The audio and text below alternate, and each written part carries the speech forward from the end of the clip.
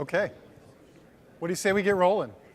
Thank you guys for joining me. I know it's late, it's 6:30. It's kind of weird being like the dinner time entertainment. I'm here every day at 6:30 and 10:30. Try the veal, tip your server. We're going to talk about IoT. We're going to talk about maker stuff with IoT.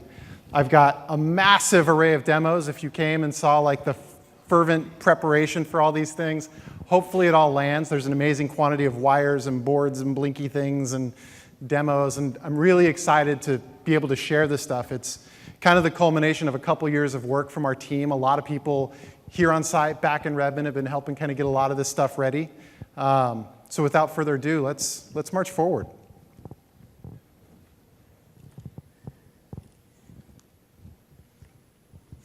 I'd like to start just by kind of contextualizing this whole hardware thing. How many of you guys kind of grew up as hardware people? Let me just, yeah, so a good chunk of the crowd, and the rest, I assume, software people? Okay, there's a bunch of people that didn't raise hands, so like farming, painting, something like that.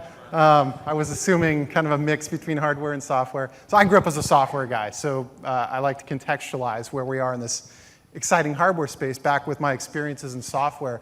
And what I found is there were a few interesting trends that drove people to do all this cool software stuff that kind of exploded in app stores and application development. The first thing is development got really easy. It used to be that to be a software developer, maybe when I was a kid, you had to be this ninja that really understood the finer details of how machines worked, and you were able to code in C and assembly, and it was just a high bar. And today it's very simple to write software. Modern tools are awesome.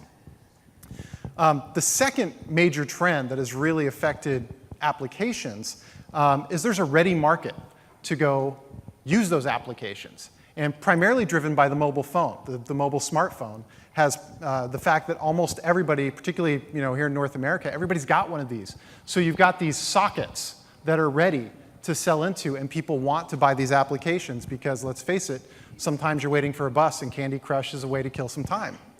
The third one is low friction distribution.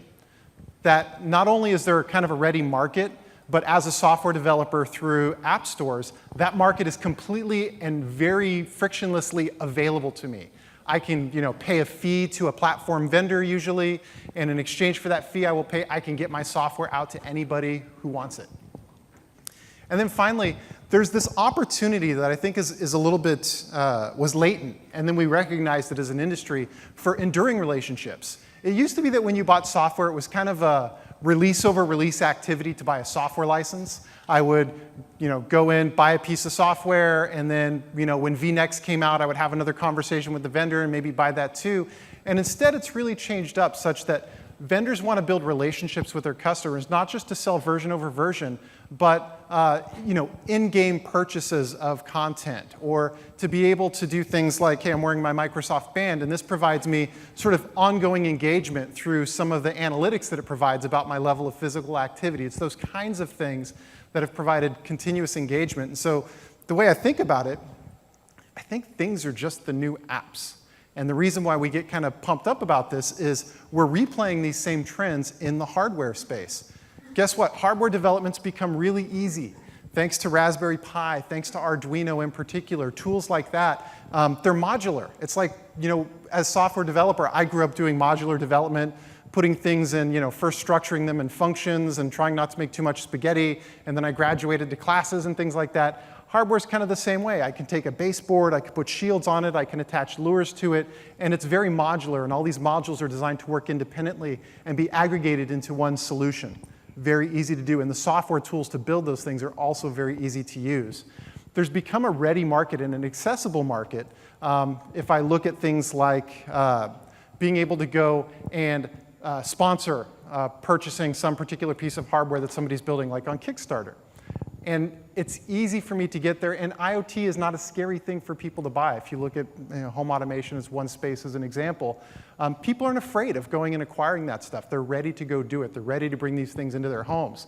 Now, the challenge for all of us in the room, I think we've won when every new device that somebody acquires makes their world incrementally richer. Today, and I do this to myself, every new device I acquire makes my life sometimes a little more complicated. A little more fun and totally awesome, and don't get me wrong, I'm totally cool with it, but it gets a little more complicated. And I think crossing the chasm for us means making it simpler for people. Things like Kickstarter, as I mentioned, make distribution super simple to get my product out there to market. I don't have to go do some deal with major retailers and people who have eyes of customers. Like, I can get directly to those customers. And like software, the sale of my hardware gives me the opportunity to create an enduring relationship with my customer through the data that my device generates, typically, or through the way I want my device to interoperate with other devices that might be in the neighborhood. So those are kind of the trends. I thought I'd just go into a little bit about, this Raspberry Pi board in particular, and I have a few up here.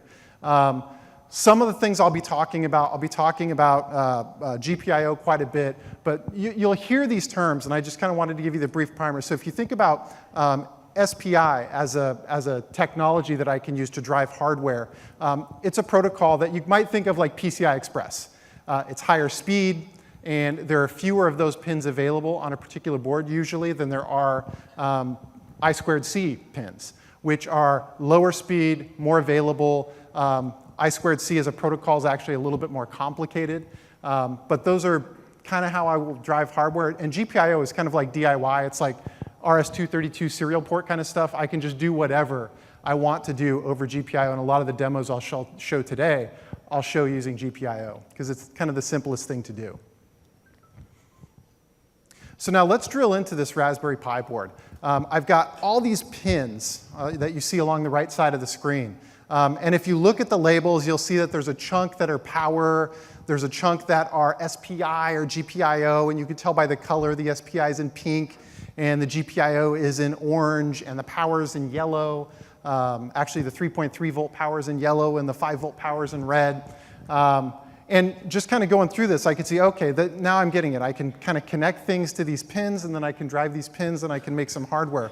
This Raspberry Pi 2 board, which I'm showing in some of my demos, has a number of other interesting things about it, too. I can attach a display to it. I can go from that display port, or I can go from HDMI. I can attach a camera adapter to it. It supports a network card that I can connect to. It's got 4 USB ports. And it's got, underneath where it says display, it's got a space for an SD slot. So I can put in an SD card, and on that SD card, I can put an operating system that I want to choose to boot. So that's Raspberry Pi. One of the other things I'll hit on in this session is I'll talk a little bit about Arduino, and this is Arduino Uno, probably the most popular model of Arduino. And you can see some analogs, pins for power, pins for GPIO, pins for analog. If I want to drive things, I can connect it to power, I can connect it to the network. Sometimes people ask, well, what's the difference between Raspberry Pi and Arduino? Why would I use one over the other? And the short answer is that Raspberry Pi you can think of as a small computer that has some I/O capability. It's got all those pins that I just showed you, and so it works really well that way. Arduino is really optimized to work directly with the hardware. So there is no operating system intermediating between the software, which they call a sketch, the software you write that runs on that hardware, and the hardware itself, like you're talking directly to the hardware. And Arduino typically has the ability to drive a little bit more power through the pins, so you can often drive beefier hardware through an Arduino than you might be able to through a Raspberry Pi. On the other hand, Raspberry Pi has a microprocessor instead of a microcontroller, so I can write apps, and I can do algorithms, and I can do lots of cool and interesting things using a computer that I might not be able to do using a microcontroller. And I'll talk about in a little bit how to mix these two worlds, because we think we've hit upon some interesting kind of what we would call internally the big brain, little brain. I want a little brain to drive my hardware, and I want a big brain to drive my software and algorithms.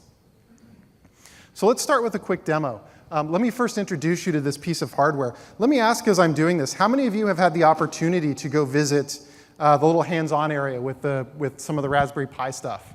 Yeah, that's awesome, a good chunk of people. And I'll make sure, let's see, Elmo's number 4.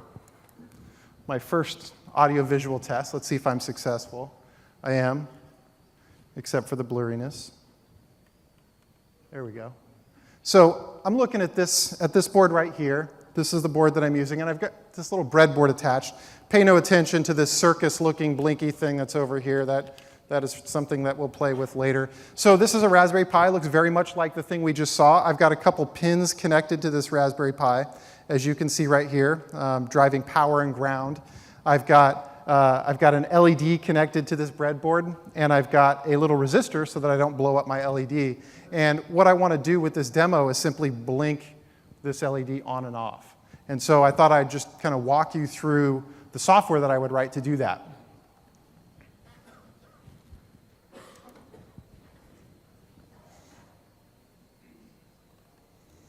All right, so far I'm 2 for 2 on the AV switches, so I'm feeling really good about this. This is harder than it looks sometimes. All right, so just kind of brief intro, what I'm going to do here is I'm going to set up, this, by the way, is just a universal app. It's just a Windows app. This isn't some special, crazy, like Raspberry Pi flavor Windows app. This literally is a Windows app. I'm using the GPIO support that is part of the Universal Windows platform. If I'm trying to run this application on a system that doesn't have GPIO, it will just fail gracefully. There's some error checks in there that will enable it to just kind of fail gracefully. But this app will run. Like, it will load and run if I were to compile and run this app on my laptop or on my phone. So just to be clear, this is just a universal Windows app. I just set up a little timer because I want to be able to time when I'm the frequency of the flashing of my LED. And then the interesting code here, I can walk through it in order. Interesting code here initializes GPIO. Just a few lines of code. GPIO controller .get default. Now, where does this GPIO controller thing come from? If I were to look at the tooltip over this, windows.devices.gpio. So this is one of our namespaces. This is a Windows namespace. So this is built right into the platform, and I'm able to use it. I'm able to get it. There's only one controller, so get default's going to work.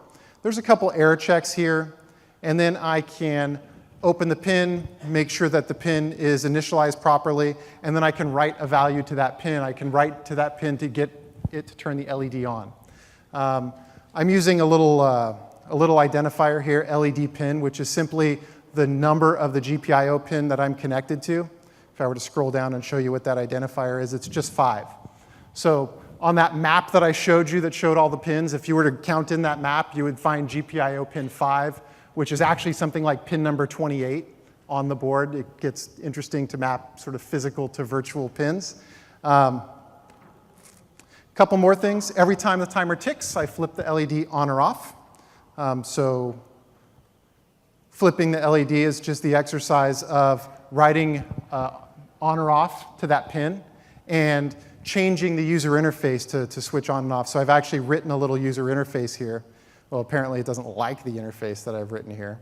Let me try and bring that up again. Guess not. It'll run, right? You would think. We'll give it a whirl. It just did. OK, so let me do this. Let me start running this on the remote machine. By the way, notice although I'm on a Surface 3 as my dev machine, but my debug target is set to remote machine. My remote machine is this Raspberry Pi up here on the table that you were just looking at. And if I were to go to debug, Blinky properties, and I can show you the IP address. So this is just the IP address up here of this board. I'm able to debug to it just like I would debug to any Windows system. So there's nothing really special I have to do to be able to do that. If you're using our image for, I guess there's no other image to use for the Raspberry Pi. So when you use our Windows image for the Raspberry Pi, the remote debugger is already set up for you to go ahead and use, so you don't have to do any kind of configuration for remote debugging. It's already there, already ready. Let me go ahead and run this. And so you should see the output cooking. And meanwhile, let me see if I can switch over inputs. And there you go. So that's what you're seeing now up on the screen is the output of the HDMI of my Raspberry Pi. So that is a universal Windows application running. The blinking is coinciding with the blinking that I have here on my screen, which I can switch over and show you. Sorry, I don't have like cool side-by-side or picture-in-picture or anything like that, so you have to just kind of imagine what that might look like if you close your eyes really tightly and imagine them side by side. There you go. So that's Blinky. That's kind of the canonical hello world of the hardware world. Thank you.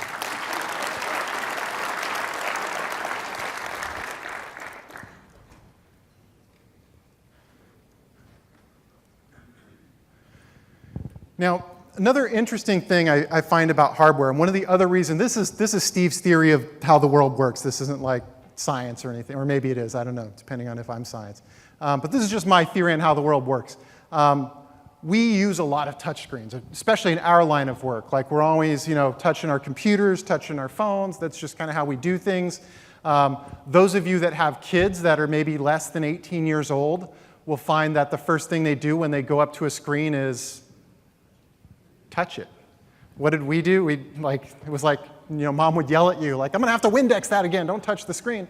But people have learned to manipulate physically, which is interesting. But what I think is that touchscreens they're just they're a mirage of the real world. They're not really the real world. In fact, I think humans actually prefer tactile experiences. They prefer to touch actual things, not two-dimensional representations of three-dimensional things.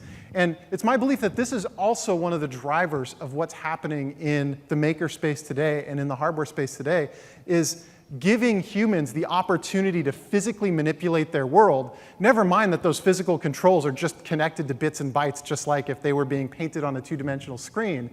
It's the fact that we can engage with these in a visceral, physical way makes it more pleasing for us as human beings. And just some examples of some of these kinds of switching experiences that we like to touch.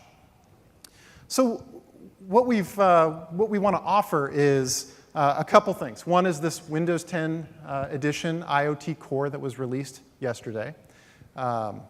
And combined with Visual Studio, and I've shown you both of those so far already today, to be able to bring that into your world of making stuff. And I hope the way you receive this isn't that we're here to say use our stuff instead of some other stuff. I think what I'd like you to walk away with is try out our stuff too. Try out Windows and try out Visual Studio as well, and kind of add it to your arsenal of tools that you might use to go make things. I think there's still an absolute role to play for other operating systems in this space, for other tools in this space, for other hardware in this space. It's an enormous space. And we've found some opportunities, and I hope you'll agree by the time we get to the end of this presentation, to do cool stuff with the platform. But it's additive. It's not instead of. So many of you have seen these robots. I've got one of these robots right here. And I can even show you these robots on the overhead. And then I've got to move all my blinky lights and everything. Let me see if I can get this guy over. The robot's a bit of a challenge because I've managed to tether it in several different ways. And so I am almost certain to break stuff as I go throughout the course of this presentation. So there, I've got one of these robots here. And let's see if I widen the field. There we go. If I widen the field, you can kind of see it. So what the robot is it's a few laser-cut wooden parts. And I've got a Raspberry Pi sitting on top. That Raspberry Pi has an SD card loaded into the front of it. That SD card has Windows 10 IoT Core. I'm connected to the pins on the top of my Raspberry Pi to drive a couple of motors that can drive the wheels forward or backwards. And then I've got kind of some screws and some connectors, a little ball bearing thing there so it kind of runs flat and smooth. I've got a little sensor here so that if it bumps into something on the side, it can stop. It knows that it's bumped into something. So that's essentially what you see here. Cute, cool little robot kit. I've got one that's now up here all plugged in and kind of ready to do something. So what I'm going to do is I'm going to switch back to Visual Studio and show you a project that we're working on to be able to manipulate this robot.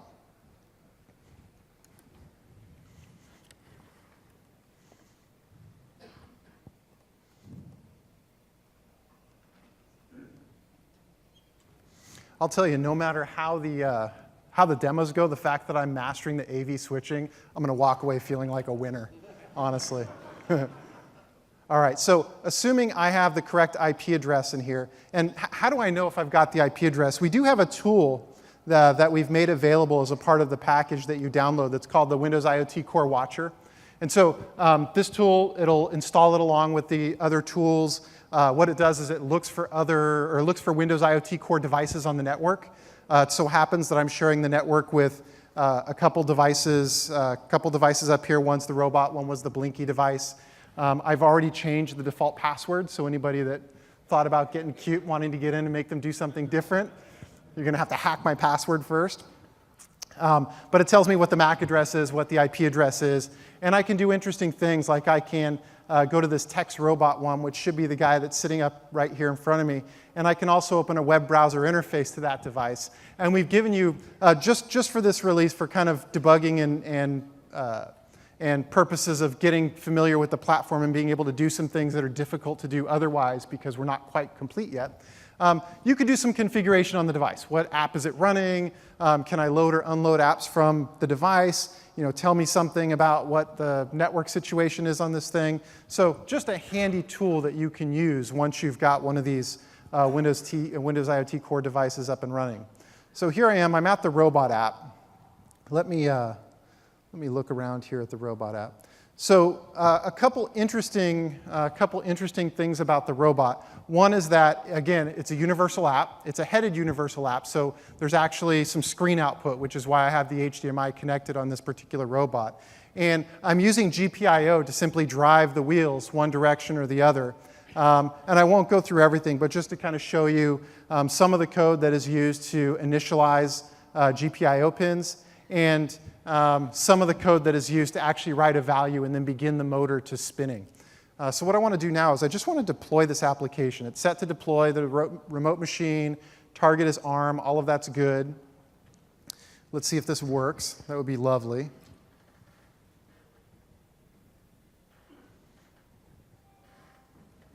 That's never a good sign. Sometimes it's not a disconcerting sign, but it's never a good sign. And while that's doing this, I'm going to look and make sure I've got my IP address right.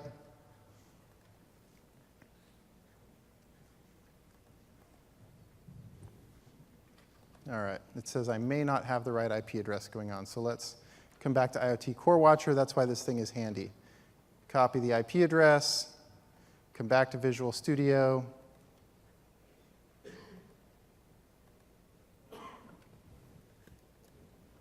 Oh, it looks like it changed through. Wow, that's disconcerting. It changed since right before the session when I set it up.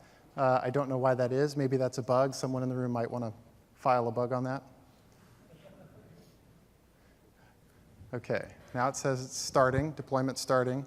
And while that's starting, I'm going to switch over now to the output of the robot's HDMI port. And there we go. That's just kind of a little default app screen that the IoT Core produces.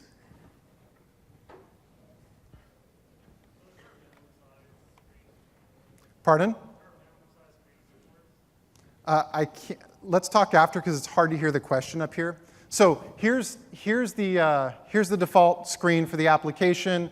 If it's working correctly, I should be able to kind of use this guy to drive, which is good. Let me see if I can show you back on the Elmo.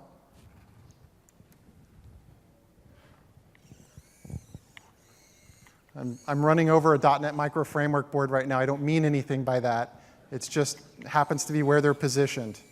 OK, so now it's going around. So what's cool is I'm using an Xbox controller to drive this thing. If I had a touch screen or a mouse, those buttons that you saw on the UI, I could use those to manipulate the application as well. But I did not plug in a mouse, and that's not a touch screen, turns out. But I can use just a regular Xbox controller to drive this because this is just a regular, shows up as a regular Windows HID joystick that I can use to manipulate. I didn't really have to write any special code or drivers to handle the Xbox controller. Just plugged it in and kind of defined what forward and back and side to side mean. So that's pretty neat. Let me do this. I'm going to just detach the debugger. So I've detached the debugger, which means I've got the application hopefully still running on this device, because I want to get at it in just a minute. So with that application still running, here's what I'd like to do. I'm just going to change the target of this application from ARM to x86. And I'm going to say I want to debug on the local machine instead of on a remote machine. Now, Steve, you're crazy, you might say. That was an application that was meant for a robot, not for a laptop to run on. And you're mistaken, I would say. I'm actually going to run it on my machine. And let me, you weren't looking, were you? You were looking at the other screen. So here we go. Let me show you what I just did. I just changed target to x86 and to debug it locally. So with that, I'm just going to hit the green arrow. And if everything goes well, there it is. So now I've got the same exact application that you saw on the output of the Raspberry Pi robot here on my screen. And if this works appropriately, what I should be able to do is drive it using this other Xbox controller that's actually connected to my laptop. So these robots, what they do when they start up is or the app starts up, is it looks for another application to connect back to. And so it found this instance of this application running on my PC, connect back to it, and now I can, if I switch, see I messed up switching one time, so now I don't feel like such a winner anymore. Maybe I'll get my mojo back.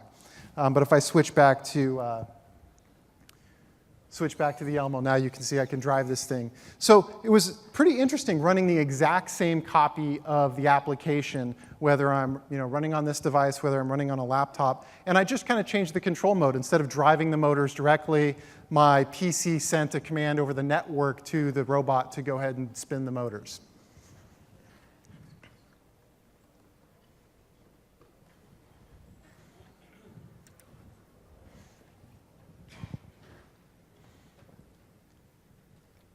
All right, we kind of looked at the robot. I want to talk a little bit now about building a thing.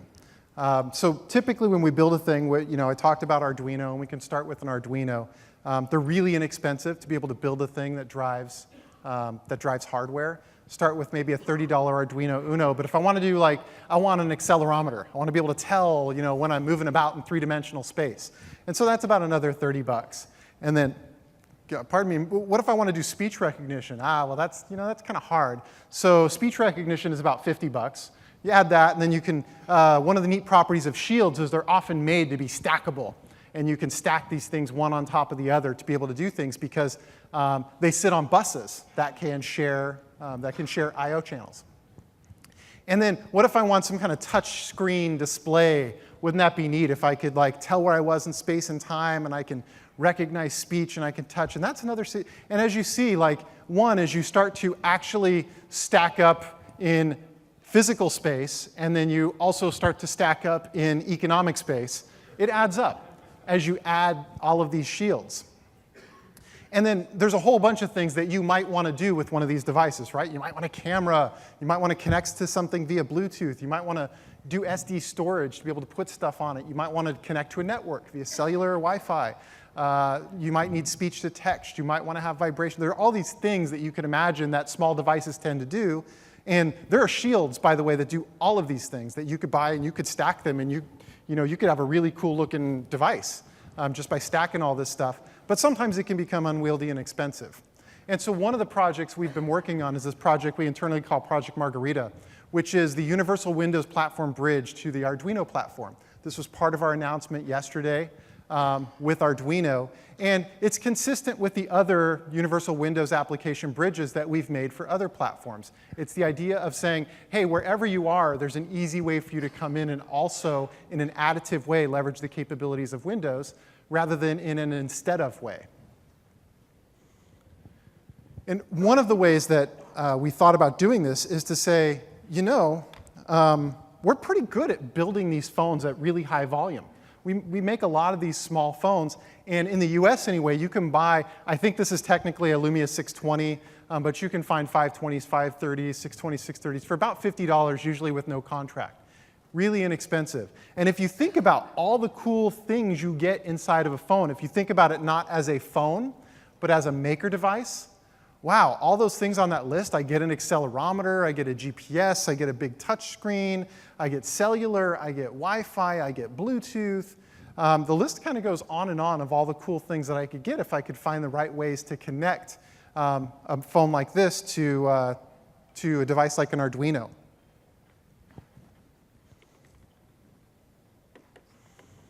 So I want to start with when I develop applications for my phone, it's cool, but you know what my phone is really bad at? My phone is really bad at driving hardware. Like I could, tape an Arduino to the back of my phone or, push buttons on it or something like that. And that might be one way to do it. It's a bit unwieldy, but that's one way I could do it. One of the things that we announced here at Build is this remote Arduino wiring, or Windows Remote Arduino. Allows me to do something like, from my phone, I can build that app that I could take a picture with my phone camera, and then I can scale it and transform it and do all the things that are storage and computationally intensive and hardware intensive, and then I can maybe send that over to the Arduino to drive some kind of experience. And this idea of remote Arduino is pretty cool. I wanted to show you a couple of demos, actually, of this thing. So let me start here.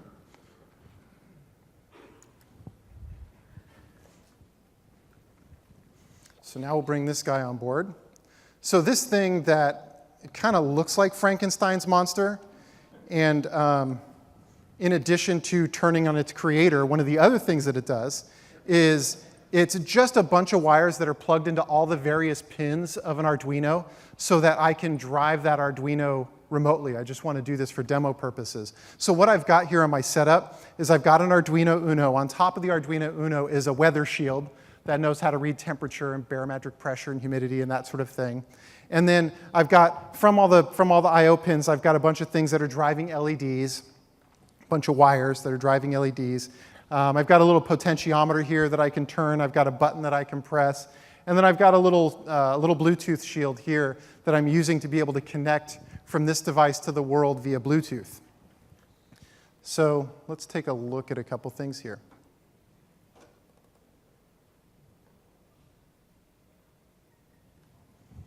So I'm going to open up another Visual Studio project. And in this case, screen. I was doing so good, and then I completely fell off the wagon. OK, that's Visual Studio. I saw it. It was here.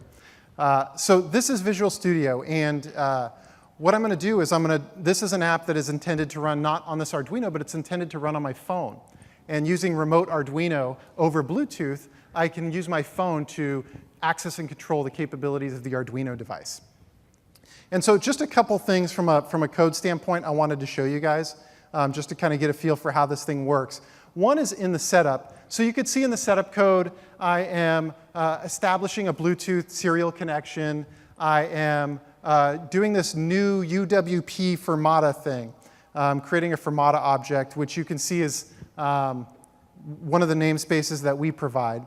And same thing for this remote device. And in fact, if I look into this remote device through go to definition, you can see that it's in metadata. And what this remote device is it's kind of an API that is part of the Universal Windows platform that's a representation of the things I can do via an Arduino API. So I can read, I can write, I can get up the I2C bus access. I can do all of these things that I would be able to do, but I've got a nice Universal Windows Platform API set that I can use to do that. Now, I'm kind of passing this Fermata thing. What Fermata is it's a standard protocol for driving microcontrollers. And so I'm just going to use that standard protocol for microcontrollers to drive this particular Arduino to be able to do interesting things with it. A couple other things I would just point out. One is, and let me show you what this application looks like, assuming I don't get any XAML errors on this one. I'm getting XAML errors on this one, so I'll show you on the phone. Let me go ahead and deploy and run this guy.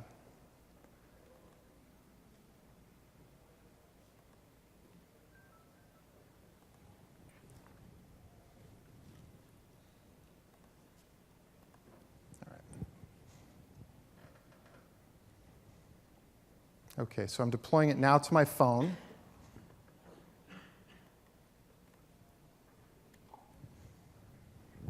So now what you see on the screen is the phone that I'm using right here in my hand, just a picture of the screen. What I'm going to do now is I'm going to connect to the Bluetooth device that's sitting right here, and that happens to be this one, I believe. Good. And so this is the UI that I wasn't able to show you in Visual Studio. But what this is this is just, it looks like the rails on the Arduino. It's just a representation of the different pins on the Arduino. And so when I push buttons on my device here, and you can see I'm pushing a bunch of different buttons, what's actually happening is on the device, I'm lighting up the LEDs.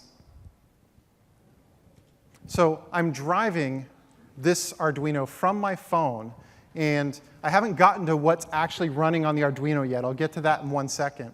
But I can do other things, like I can hit the humidity button on my device, which I'll show you in just one moment, and it will read out the value from the weather shield.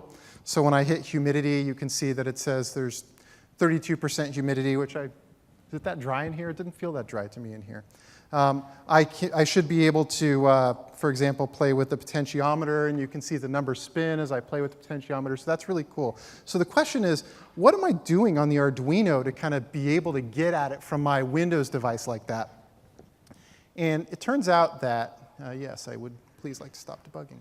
And it turns out that, let me head over to the Arduino IDE. And the Arduino IDE contains a number of examples that are kind of come with Arduino out of the box, including an example called standard Fermata. So there it is. So this is just the stock standard Fermata example that comes from Arduino with their download. This was the sketch that we loaded into the Arduino device. So literally, I was able, from a Windows application using UWP, to drive all the pins and capabilities of this Arduino device. And I never even had to write a line or learn a line of Arduino code. I was able to deploy the standard Fermata sketch, get that running, and then once that's running on the Arduino, kind of the world is my oyster from a Windows application. It's really cool. Now, this is a pretty simple example and a somewhat contrived example to be able to show you all the things that light up. There are more complex things that we could do as well, and that's another thing I'd like to show. So let me, I'm going to open up another example, and Dan, why don't you, this is IoT Dan taking off the, doing the big reveal. Yay.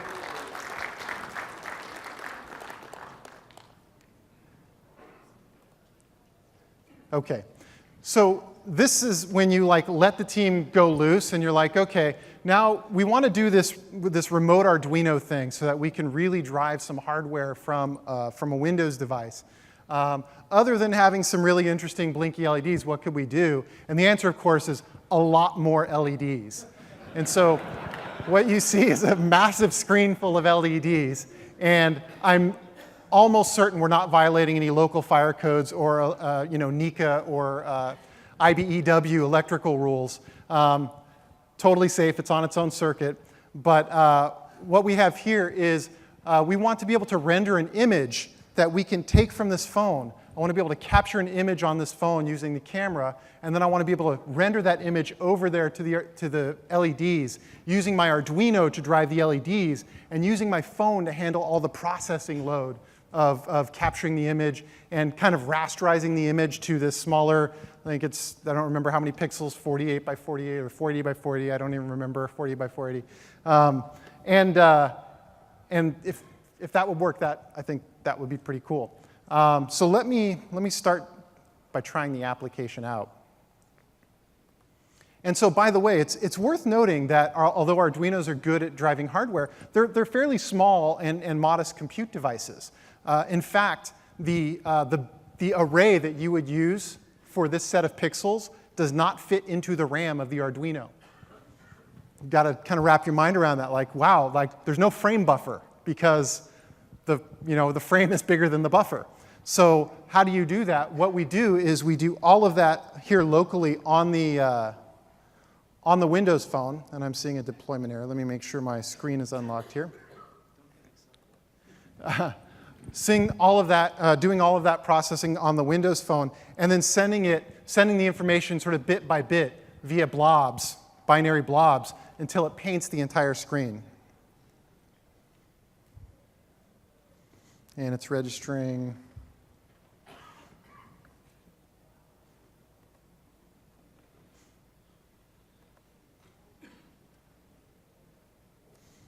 Okay, so now what you see is that application. Now in this case, we have done a little bit of work to the standard Fermata application that's running on this particular Arduino Shield. So we've made some editing. We did write a little bit of Arduino code to get this one working. Let me try this. Let me see if I could take a selfie here. Okay, here we go. Oh, there's a light behind me. It's going to be really hard to do, but we'll see if we can capture my face. There we go. Okay, and I'm looking down. That is not my best picture that I've ever taken. And then we're going to tell it to drive the screen.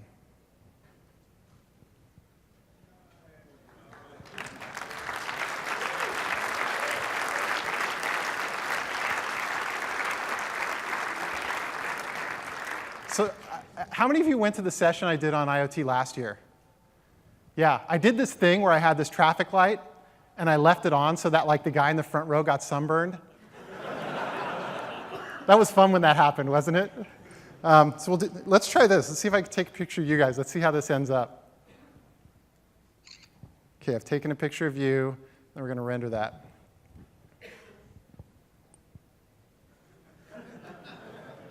Yeah. It's hard to see. Oh. Just the top of the screen is taken.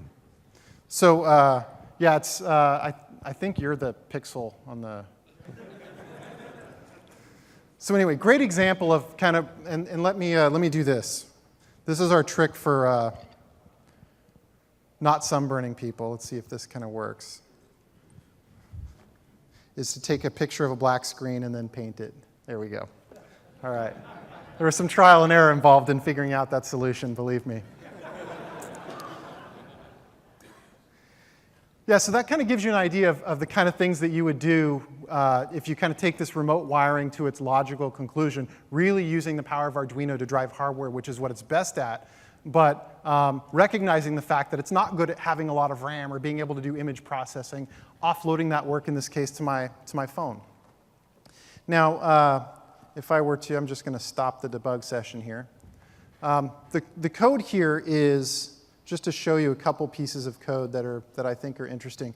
One is just kind of the same set of code to set up. Yes, it's over Bluetooth. Yes, I'm using Fermata once again. So similar pattern to what you saw with my small example here of the blinky LEDs and the potentiometer and that sort of thing.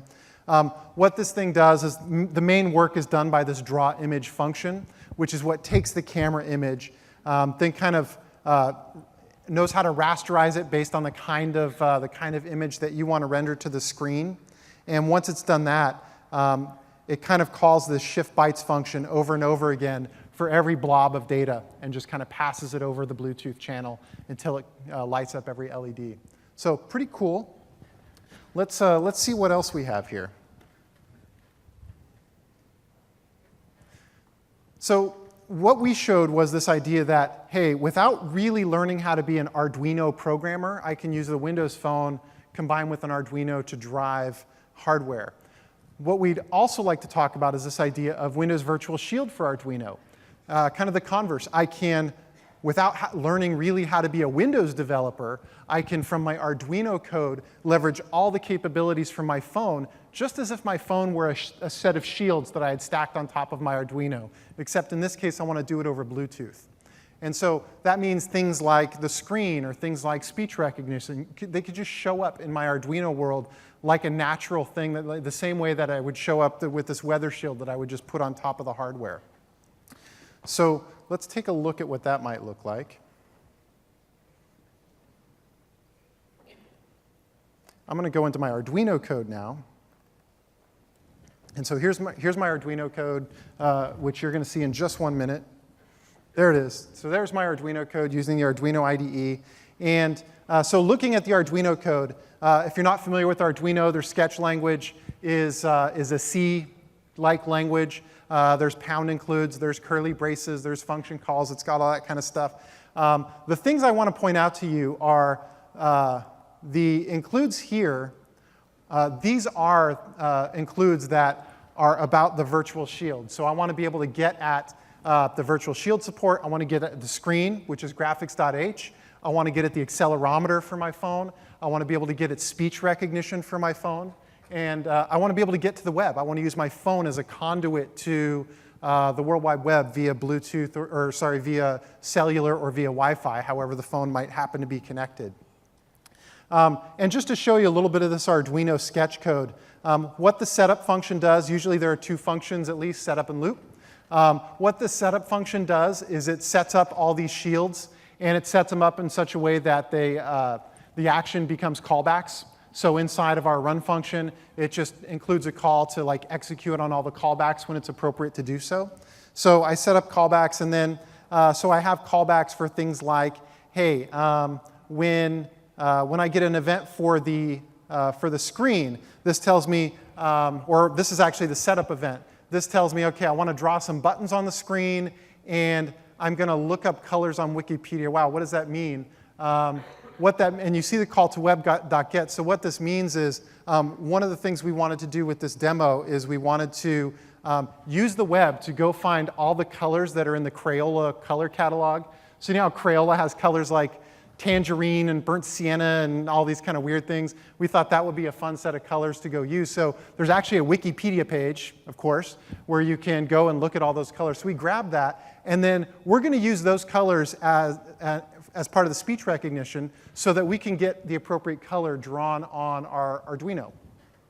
And we're just going to draw a point on the Arduino. So the web event, all this thing does is once it gets that response back from the Wikipedia page, it parses it and it says, great, I've got that information, that's awesome. And then we've got this other thing here that draws to the screen based on the speech. So once it figures out, here's the color you wanted, I get the XY coordinates, I draw on the screen the pixel, which is a very big, beefy pixel that you want to see. So let's see if we can get this thing running. What is really, really neat about this particular demo is I literally do not have to learn how to be a Windows developer. All I have to be able to do is run a Windows application.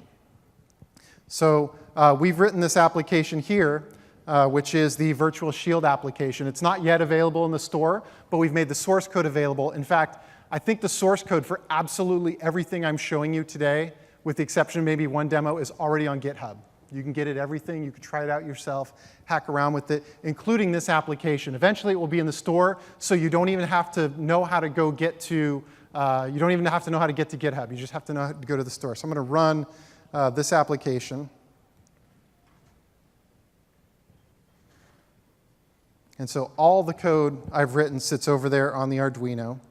It's looking up the colors on Wikipedia. It's found them, parsed 120 colors. I only have the 64 color package of Crayolas. I didn't really realize there was a 120, but apparently maybe they change over the years, like Baskin-Robbins. You know, only a 31 at a time, but the entire catalog of flavors is actually fairly big. All right, so I've got this guy going. So let me say go. Let's see what happens. Are we drawing? All right, so what should happen? I can't see the screen, so I'm relying on Dan to tell me that things are happening. It's using the accelerometer, so as I tilt the phone, it should be drawing the pixel in different places. So that's pretty good if that's in fact happening. Nobody's booing, so it's probably happening. I feel pretty good about that. Now I'm gonna hit on the phone. I'm gonna hit this color button, and I'm gonna ask it to paint a different color.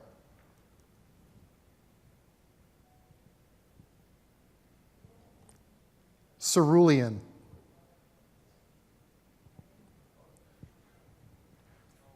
There we go.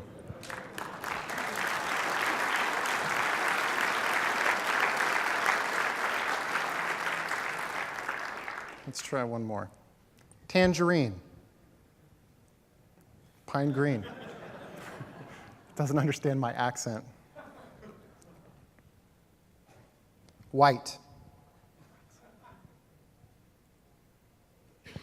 Yeah, that seems to work okay. What about black? So as you can see, the app works fine.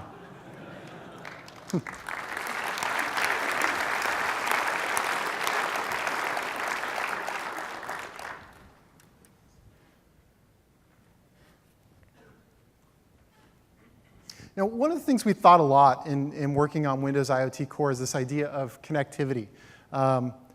If you attended a session I did with Sam George yesterday, we talked a lot about connectivity for IoT devices. And to me, connectivity is what really represents the difference between embedded and IoT. Embedded devices are small computers embedded in things that exhibit some independent behavior based on having an onboard computer. It becomes IoT when these devices can connect to the other devices around them in their ambient environment and also connect to the cloud. And so we focused on that in a couple different ways. One is you'll find, as we demonstrated yesterday, ready connection up to Azure's IoT infrastructure. So as you're building out devices like this, you have the ability to leverage the data that they generate, gain interesting insights from the data that it generates, be able to view data in real time, be able to find alerts and anomalous behavior in real time. But then also, Gavin Gear gave a session earlier this week about AllJoin. And AllJoin is an investment that we've made in Windows 10 that's available in all Windows 10 editions, including IoT Core, as a local sort of proximal network technology for devices to talk to one another. It's my point of view that devices, they want to be free. They want to talk to other devices. They want to talk to the cloud. And we only win. This is one of those things where we only win when we can light up that world when I add a device, my world gets richer. If you think about it, that world only happens when devices can talk to one another. Otherwise, I'm thinking about, okay, how do I only acquire devices that are in the particular walled garden ecosystem that I may be participating in? Devices should just know how to talk to each other. That should be the default behavior for devices. Now, speaking of which, I'd like to talk a little bit about smaller devices and also talk about how they connect via AllJoin to the world. .NET Micro Framework is a technology that we've worked on for several years, and it represents a smaller class of devices. So those devices that we talked about, Arduinos running on microcontroller class silicon, that is where .NET Micro Framework works best. These days, typically that's represented by ARM Cortex M3, M4 class silicon. Here are two new boards from one of our partners, Secret Labs. They've got a great product called Arduino, and it allows me to use Micro Framework, gives me the ability from within C# in a .NET environment to write code that actually runs on these little tiny platforms. And in many ways, very often, that code that I write for these little platforms will also be upward compatible to larger versions of .NET. So Arduino 3 Wi-Fi has onboard Wi-Fi, Arduino 3 Ethernet, onboard Ethernet. And a couple of other partners we've worked with. GHI is another big maker of .NET Micro Framework devices. On the left, you see their GHI Fez Spider Kit, which is taking the idea of Micro Framework and then adding to it modular hardware so that I can plug on cameras and joysticks and lots of different sensors. And then what you see on the right there is a prototype of a hat for a Raspberry Pi 2 that allows me to kind of enjoy that modular hardware ecosystem that GHI has been famous for, and to do that on top of Raspberry Pi 2 on Windows 10, not just on .NET Micro Framework. So that's pretty cool. I did want to show you one demo for .NET Micro Framework. Let me start by showing you this board, which is a monster for a Micro Framework board. We think that big is the new small. And so we've got this board that's like the size of my hand. Like, all of your door locks will be this big in the future, believe me. I'm here to tell you. No, what this is actually a development board for Micro Framework. So typically, if you kind of work in the hardware space, what you'll find is vendors, and this one comes from ARM, vendors will give you these development boards that kind of has the SoC that you want to target, but then it's got all the IOs and all the connectors and all the support for everything that you might want to do with it. And this is one of these. At its heart, it's a Cortex M4 ARM architecture. And what I wanted to show is just a little Windows application here, combined with my television. So what we've done is AllJoin has a small form factor that's designed for the smallest device, like Micro Framework devices. And using that small form factor, I'm able to create AllJoin compatible devices and put them, or create these tiny things and put them in AllJoin, tiny devices that are AllJoin compatible, so that I can have door locks, or I can have light bulbs, or I can have the smallest things that speak AllJoin, not just bigger devices like this Windows machine here. So I'm going to switch to my laptop.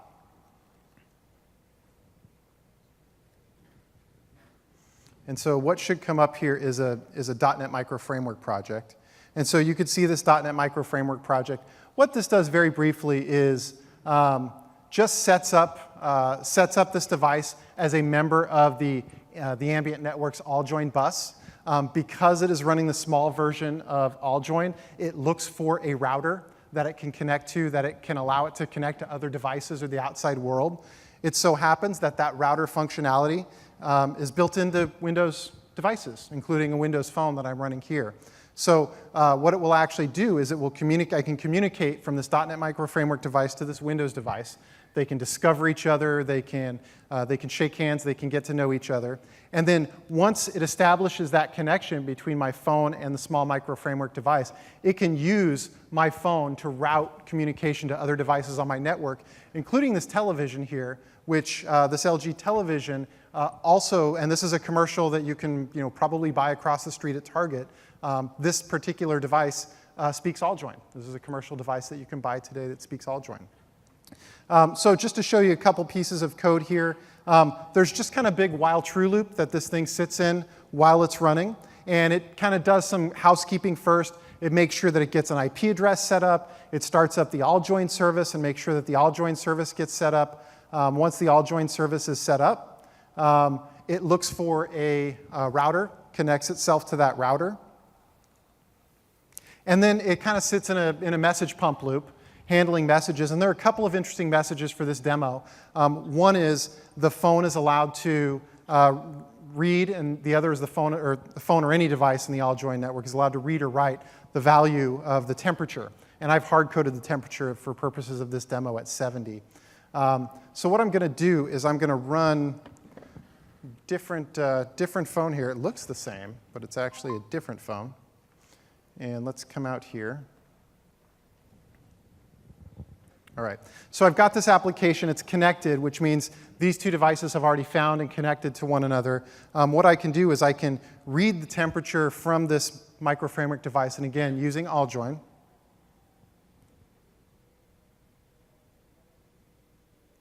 Okay, it's got it at 70 degrees. And the other thing that I can do is I can set the temperature. And when I The current temperature is degrees Fahrenheit. Wow, that was like a mix. That was kind of cool. What it will do is when I set it, then it will send an all-join broadcast to say, hey, someone has set my temperature. If all goes well, that all-join broadcast should be picked up by this television here in front. So I'm going to click this Send to TV, which will set it and send this broadcast. I'm sorry, I could not find the weather station device. Ooh. I'm sorry, I could not find the weather station device. That should be okay. Let me just try and make sure this. Let me rerun the application one time. Let's see. I'm sure it's going to be awesome. It's totally going to work.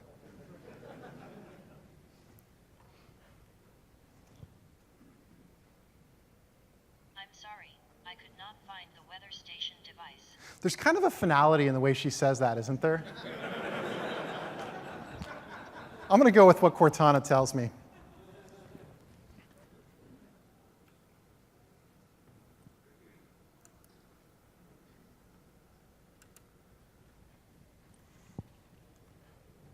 All right.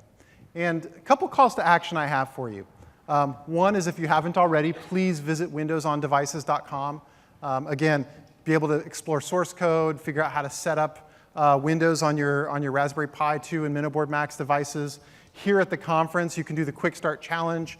You can do the IoT workshop. So lots of things that you can do to kind of get engaged and start working on stuff now. I do have one last thing as we're up against time. I'm going to give all you guys one of these cool robot kits. Yay.